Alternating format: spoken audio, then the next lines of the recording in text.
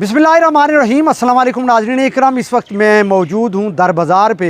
नाज़रीन इकराम, 4 रोज़ की शदीद जंग और LOC पे जो लोगों के हालात ज़िंदगी थे वो 4 दिन आप देखते रहे। आज मैं 5वें रोज़ जब जंग बंदी हो चुकी है दोनों मुल्कों के दरमियान, सीज़ फायर मायदा जो 48 घंटे के लिए है। 48 घंटों के बाद दोनों मुल्क किसी न्यूट्रल जगह पे बैठेंगे और इस मायदे को तोसी दी जाएगी या फिर ये मायदा क्या आगे चलता भी है या नहीं, इस हवाले से तो 48 घंटे पूरे होने के बाद पता चलेगा। लेकिन इस वक्त मैं LOC का ये इलाका दर बाज़ार है वहाँ पे मौजूद हूँ। आप मेरे पीछे देख सकते हैं इस वक्त इक्का दुक्का दुकानें जो हैं, कारोबार खुले हुए हैं। लोग अब मामूलात ज़िंदगी पे आहिस्ता आहिस्ता आना शुरू हो गए हैं।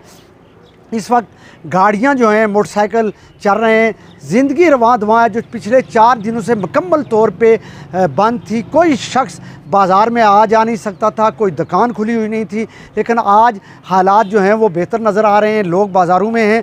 यहाँ पे मौजूद मैं लोगों से बात करूँगा कि ये जो जंगबंदी हुई है, सीज़ फायर मायदा जो आर्जी 48 घंटों के लिए हुआ है, क्या ये कंटिन्यू रहना चाहिए या नहीं। और दूसरा, ये जो हालात ज़िंदगी लोगों का आहिस्ता आहिस्ता मामूल पे आना शुरू हो गए हैं, इस पे उनकी क्या राय है। चलते हैं उनके पास और बात करते हैं। हालिया जो पाक भारत कशीदगी और जंग का जो समा था, 4 दिन लगातार जो भारतीय गोलाबारी, उस गोलाबारी में सबसे ज़्यादा जो मुतासरा इलाका है वो ये दर बाज़ार, डब्बी, रक्कड़ और मुख्तलिफ़ इलाका जाते। आज जब 4 दिन के बाद जंगबंदी लाइन हुई और आज 5वां रोज़ है और मैं इस वक्त दर बाज़ार में मौजूद हूँ।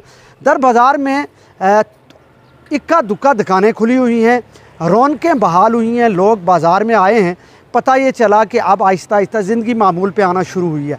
इस वक्त मेरे साथ साबिक़ उम्मीदवार असम्बली हल्का नंबर 2 पाकिस्तान पीपल्स पार्टी के मरकज़ी रहनुमा हैं मोहतरम सरदार सऊद सादिक साहब, जो आज यूनियन काउंसिल रक्कड़ के दौरे पे हैं। इस वक्त वो मुतासरा फैमिलीज़, वो मुतासरा घर जिन पे गोलाबारी हुई, उनका विज़िट कर रहे हैं। इस वक्त दर बाज़ार में मौजूद हैं। मैं बात करना चाहूँगा सऊद साहब, बहुत बहुत शुक्रिया आपने वक्त दिया।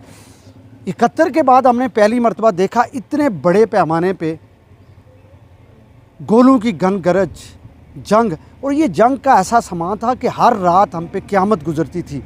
और हजीरा शहर बिलखसूस जो इससे पहले महफूज था वो भी महफूज ना रहा।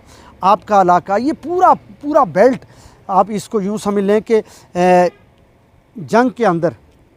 क्या कहना चाहेंगे, आज आप इस इलाके में आए, विज़िट कर रहे हैं और यहाँ जो गोलाबारी हुई, मुतासरा घर, मुतासरा फैमिलीज़ के साथ आप इज़हार यकजहती के लिए आए, क्या कहना चाहेंगे। और ये जो मोदी सरकार थी जो जिसको जंग का भूत सवार था, उसको मुंह की खानी पड़ी और बिलाखिर घुटने टेकने पे मजबूर हुआ। 48 घंटे का जो वक्त दिया गया है, दोनों मुल्कों को सीज़ फायर बंदी हुई है, क्या इसको किस नज़र से देखते हैं? आगे भी ये इसको कंटिन्यू रखा जाएगा या कि फिर दोबारा से वही हालात पैदा होंगे?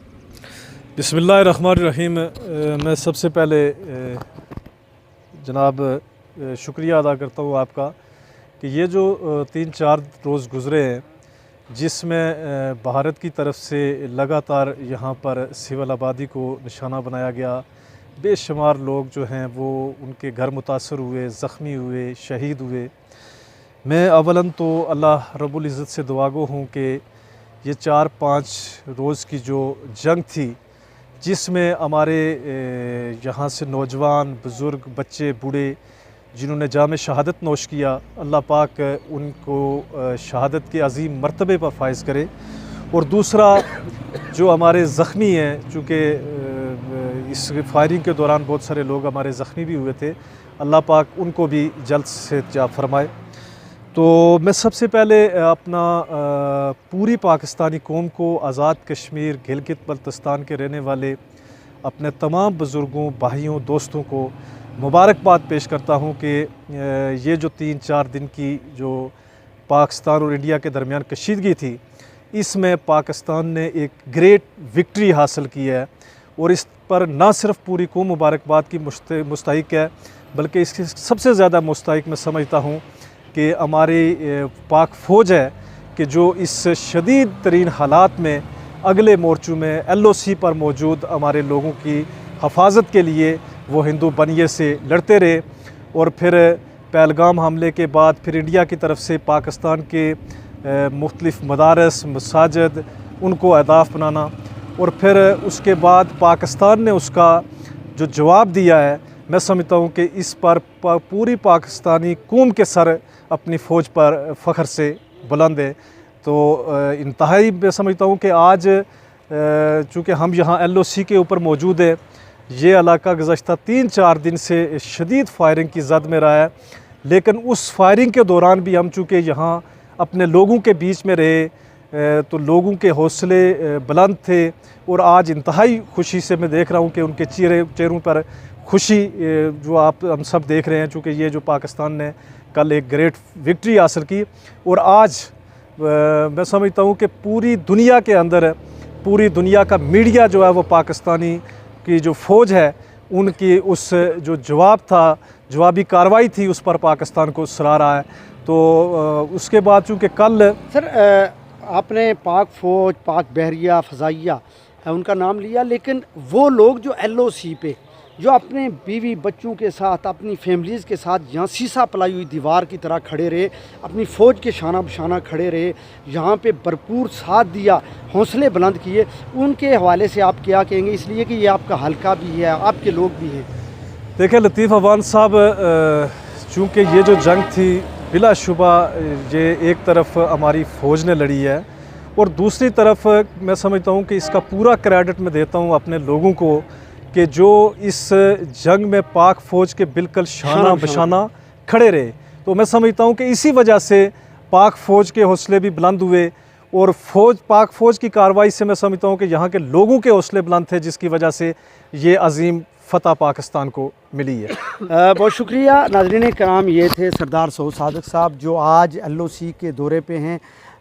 जो नुकसानात हुए उन नुकसानात का भी जायज़ा लिया जा रहा है, और साथ ही साथ वो लोग जो ज़ख्मी हुए या शहीद हुए उनके घरों पे भी जाएंगे। नाज़रीन इकराम, यही हलके के अंदर, इलाके के अंदर लोगों की खिदमत है, इसलिए कि मुश्किल वक्त में लोगों के पास जाना यही असल सियासत भी है और सियासी खिदमत भी है। नाज़रीन इकराम, हमारे साथ रहिए। सबसे पहले तो लतीफ़ अवान साहब, मैं समझता हूँ कि मुझ समेत ये जो LOC का जो यूनियन कौंसिल रकड़ है, ये आपकी बेहद मशकूर है कि आपने नामसाइद हालात के अंदर इस पूरे एरिए की कवरेज आपने वो किया है, जहाँ पे कोई ज़ख्मी हुआ है, जहाँ पे किसी का कोई मकान डैमेज हुआ है, और बिल्कुल शहर के हवाले से भी आप लामा बलामा लोगों को, यहाँ पे बसने वालों पे और दयार गैर में रहने वाले लोगों को आपने बाखबर रखा।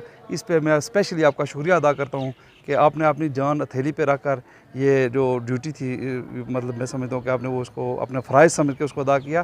तो अब बात के जो शहर की है लतीफ़ अवान साहब, यह है कि बाज़ार रफ्ता रफ्ता खुलना शुरू हो गया है, और सबसे बड़ी बात मैं समझता हूँ कि यह है कि यहाँ के लोगों ने हिजरत यहाँ से नहीं की है।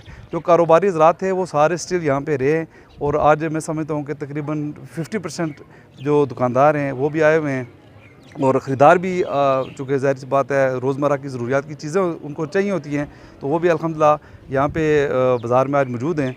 और मैं समझता हूँ कि इंशाअल्लाह 2-4 रोज़ में जो अपनी मामूलाती ज़िंदगी हैं वो लोग इंशाअल्लाह अपनी उस समत पे वो हो जाएंगे इंशाअल्लाह।